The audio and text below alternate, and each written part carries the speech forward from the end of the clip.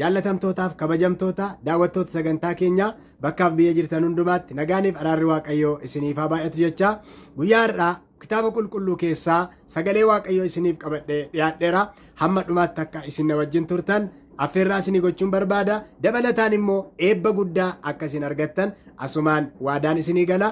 Waaqayyo ayyaana isaatiin hunduma keenya wajjin haa ta'u. Kutaan har'a sagalee waaqayyoo keessaa isiniif qabadhee dhiyaadhe seera uumamaa boqonnaa 2 lakkoofsa 1 irratti kan argamu yommuu ta'u, iddoo sanarraa kaanee kutaa kitaaba qulqulluu warra kaan keessaas waan muraasa kan wajjiniin ilaallu ni jiraata jechaadha.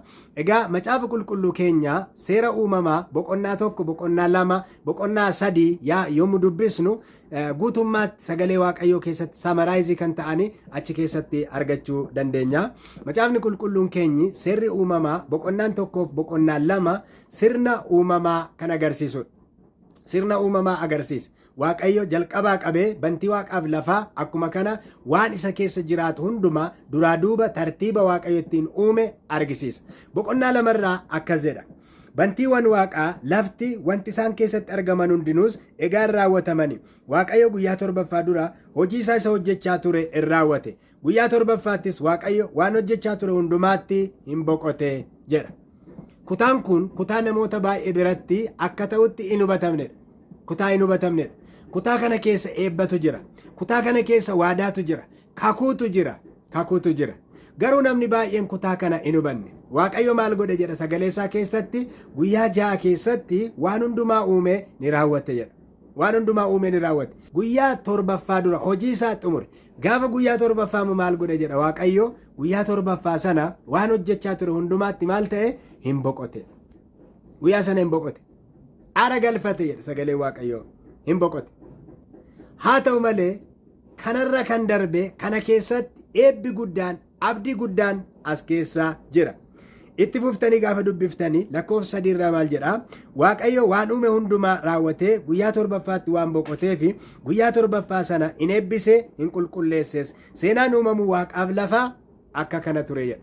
Waaqayyo bantii waaqaaf lafaa kana gaafa uume akkaataa kanaan uume. Guyyaa 6 keessatti waan hundumaa uume. Waan hundumaa uume raawwate. Waan hundumaa uume xumure. Gaafa guyyaa 7ffaa immoo hin boqote. Guyyaa 7ffaa sana Waaqayyo maal godhe? Hin eebbise. Hin qulqulleesse jedha. Guyyaan 7ffaan kun yoomii jettanii yoo gaafattanii namoonni baay'een isa kana adda baafatanii hin beekan. Guyyaan kun guyyaa boqonnaati. Guyyaan kun guyyaa eebbifamaadha. Waaqayyo guyyaa kana maal godhe jedha? Hin eebbise jedha. Hin qulqulleesse jedha. Hin eebbise hin qulqulleesse. Seenaan uumamuu waaqaaf lafaa akka kana ture. Hin eebbise hin qulqulleesse jechuun maal jechaadha? Guyyoota warra kaanirraa guyyaa kana adda baase jechaadha. Adda baase jechaadha. Maaliif adda baasettanii gaafa dubbistanii kutaa kitaaba qulqulluu iddoo kan biraa keessaa seera ba'uu boqonnaa 20 lakkoofsa 8 fi lakkoofsa 10 irraa dhaqnee gaafa dubbisnu guyyaan kun maaliif akka adda bahe maaliif akka qulqullaa'e guyyaa eebbifamaaf qulqullaa'aa kanatti maal gochuun akka nurra jiraatu sagalee waaqayyo lafa kaa'a. Akkas jedha seera ba'uu boqonnaa 20 lakkoofsa 8 irraa. Guyyaa sanbataa qulqullinatti eeguudhaaf yaadadhu. Guyyaa 6 hojii kee hojjedhu. Jiruu kee hundumaa godhadhu.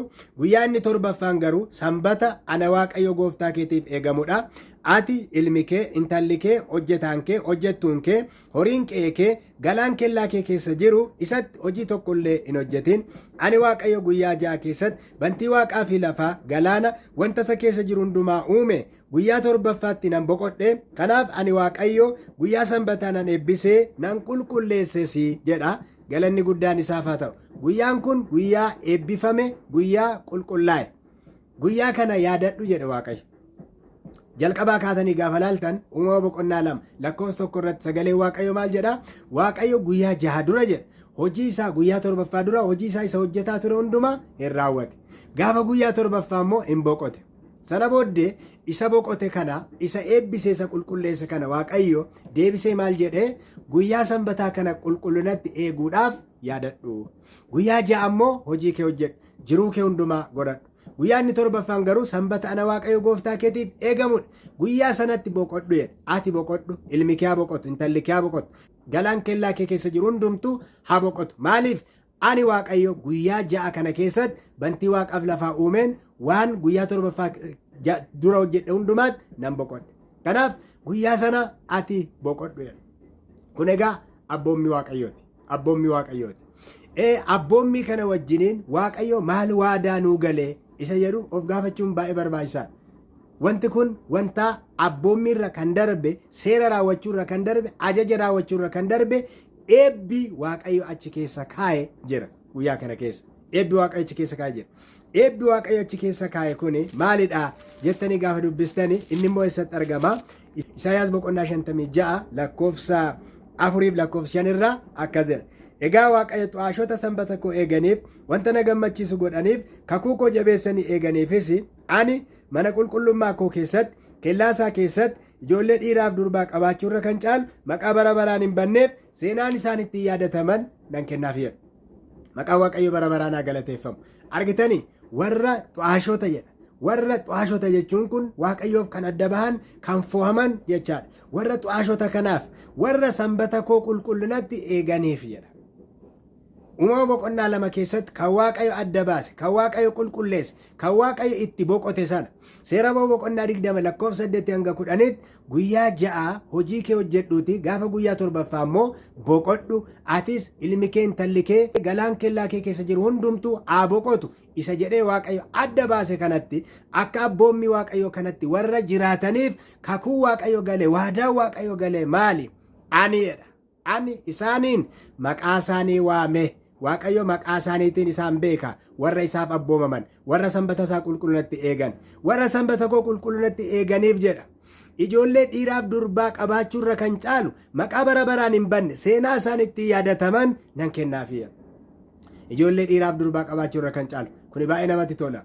Maatii keessatti namni dhiirrii fi dubartiin tokko gaa'ela erga godhatanii booddee ijoollee qabaachuun barbaachisaadha. Gara ijoollee qabaachuutti dhufu.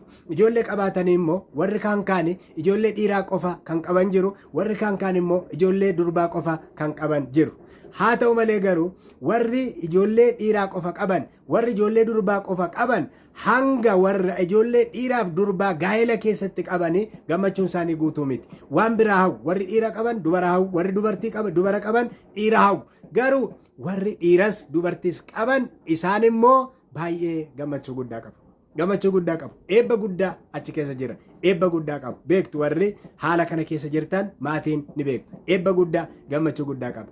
Haa ta'u malee kakuu waaqayyo gale, waadaan waaqayyo gale, warra isaaf amanaman kanaaf, warra sanbata waaqayyo eegan, abboommii waaqayyo kanatti akka waaqayyo jedhutti warra boqotan kanaaf kakuu waaqayyo gale maalidha? Maqaa bara baraan hin banne, seenaa isaan itti yaadataman mana qulqullummaa koo keessatti nan kennaafi jedha. Maqaa waaqayyo bara baraan kan galateeffamaa ta'u. Obboleessa koo obboleettii koo misraachoon ani sitti himuu barbaadu yoo jiraate waaqayyo mana isaa keessatti bara baraan akkas yaadatu maqaa kee akka inni bara baraan galmee jireenyaa irratti caafu akkuma kana seenaa hin bannee fi galmee hin banne keessatti maqaa kee akka caafu jireenya bara baraa keessatti qooda akkasiif kennu yoo barbaadde ajaja waaqayyoo kana abboommii waaqayyoo kana eeguun barbaachisaadha. Kakuu waaqayyoo kana eeguun barbaachisaadha. Sanbanni waaqayyoo guyyaa boqonnaarra kan darbe guyyaa eebbaati, guyyaa gammachuuti, guyyaa qulqullaa'aadha, guyyaa walgahii qulqullaa'aati. Sabni waaqayyo kan itti boqotan waaqayyo biraa akka isaan eebba guddaa argatan maqaa mana waaqayyo keessatti mootummaa waaqayyo keessatti akka isaan yaadatamuuf jiran waaqayyo sagalee isaa keessatti dubbateera.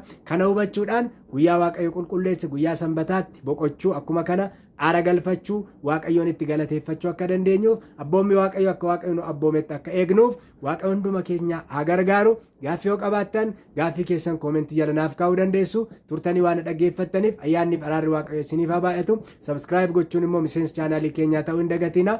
Nagaan tura.